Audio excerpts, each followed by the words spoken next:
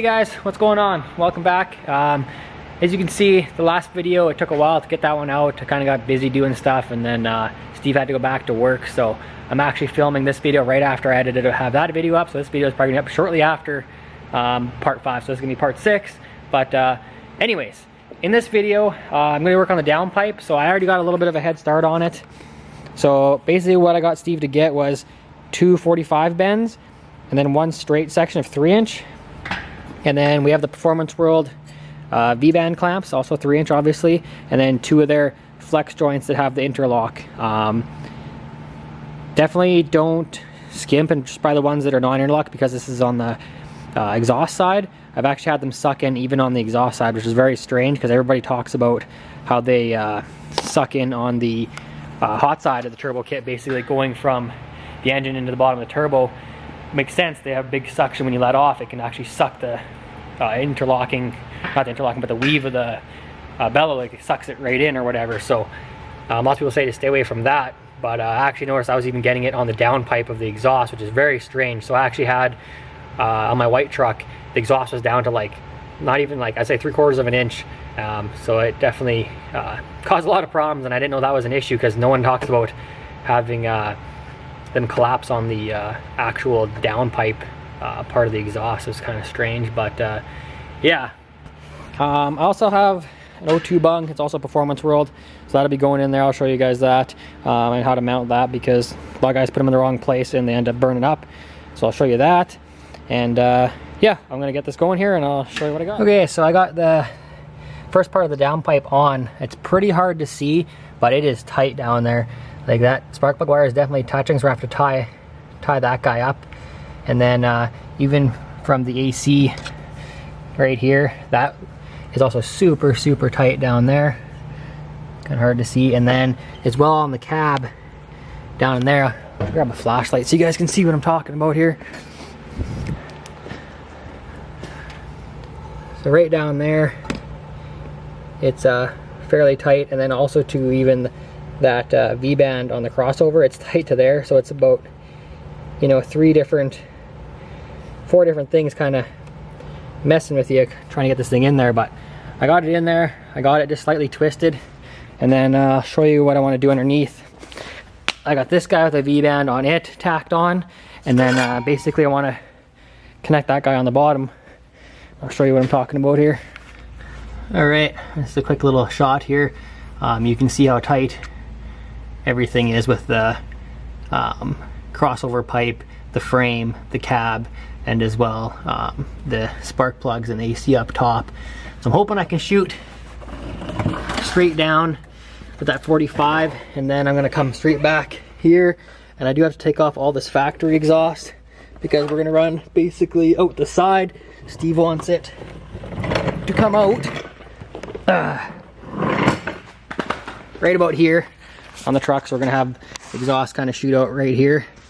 It's kind of the signature Steve paw thing that he likes. So I'm gonna get this stock exhaust out of here, and then I'm gonna try to fit up that other pipe that I got cut up there, and then get back out here. Alrighty guys, well, I got the 3-inch exhaust pretty much in here. There's the muffler right there. The 3-inch is a bit tight through the torsion bar bracket here. That's gonna be a bit of a thing. And then yeah, I got a couple flex joints and then V-bands, and then this is where it comes down. Okay, it's kind of hard to get light in here, but that's where it comes down off the turbo, that downpipe. There's a flex joint there, V-band, and then it's a 45 bend here, and then it comes over, another V-band, flex joint, and then a 3-inch section of pipe there, and then the muffler. And then I don't have a piece of pipe to finish the tailpipe. Oh, the light's going dead, of course.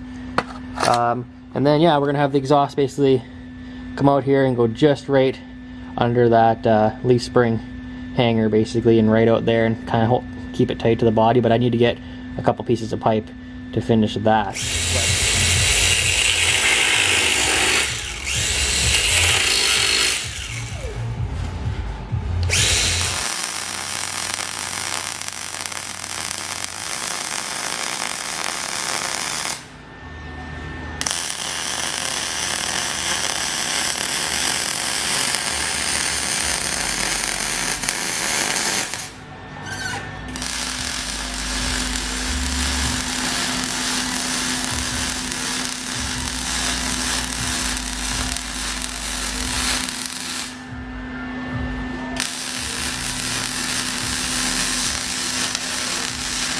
Hey guys, so it looks like I'm just getting all the exhaust pipe here welded out. I just wanted to give you guys a couple tips on what I do to weld exhaust pipes. It can be kind of tricky.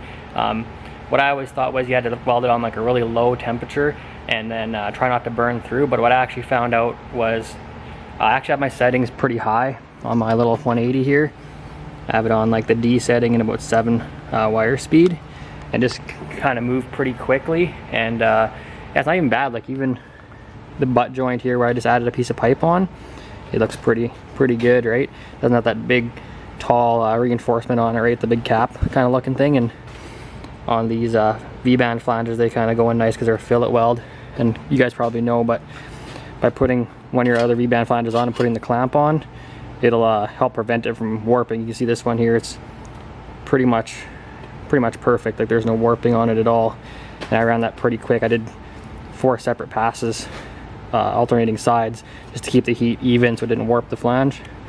And then yeah, so I'm gonna finish welding out all this stuff. I'll probably take the exhaust right out, lay it all on the floor for you guys so you guys can see what it all looks like all done, and then yeah, I'll get back at you then. Well, this is what we got here, boys. This is pretty much the complete exhaust. I just don't have the little tailpipe off the muffler with the tip. We're gonna get that in a bit here, but I figured I'd show you guys on the floor what we got going on. So these are all Performance World V-band flanges. They have the little notch in them so that they interlock with each other.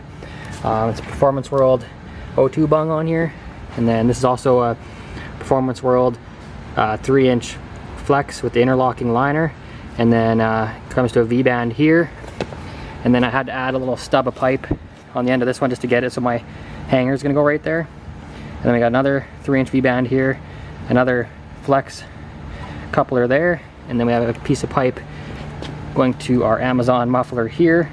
And like I said before, we're going to have the pipe come out basically in front of the back tire, so it's going to have a little 45-45 kind of thing with probably a dual tip on it.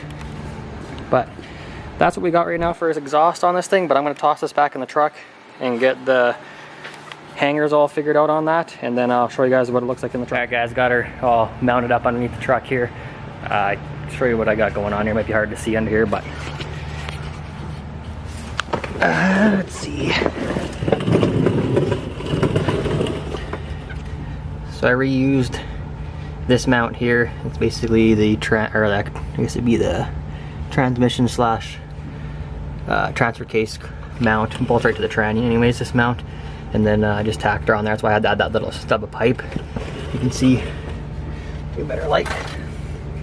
I'd add that sub pipe just so I could have that hanger there because it was originally right where the flex was. So I moved that over. And then I had to clearance this right here. It was pretty, you guys can see, but it was pretty tight right there. So I just gave her a little massaging and gave her a little clearance there, because 3-inch pipe through here is super tight. It's even fairly tight right there. I might have to clearance that too. It's pretty good. You hit bumps and stuff, like it's not actually touching anything. I do have to tack up this insulation here because I took the back chunk off. And then I'll show you guys what I did to the back here with the muffler. Since I don't have the tailpipe section yet, I just reused it, made a mount up there, tacked it up top of that, then tacked around the side of the muffler. And then when we get more pipe, it's gonna go out right there. So yeah, should come out right there when we're done. Nice dual tip on an angle, and should look pretty good here. So I guess I can start it up one more time for you guys. Give me a second here.